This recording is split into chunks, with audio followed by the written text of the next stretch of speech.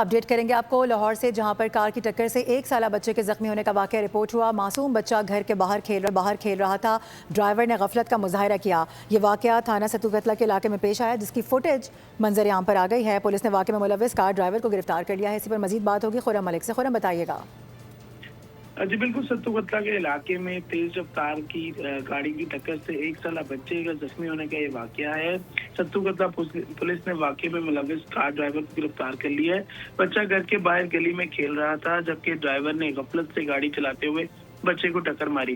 کار کی ٹکر سے 1 سالہ موسیٰ شدید زخمی، جسے اسپتال منتقل کیا گیا، جس کا علاج معالجہ جو ہے وہ جاری ہے، جبکہ سی سی ٹی وی فوٹیج میں ملزم کو ٹکر مارتے ہوئے دیکھا جا سکتا ہے اور اس کے بعد ٹکر مارنے کے بعد فرار ہوتے ہوئے دیکھا جا سکتا ہے۔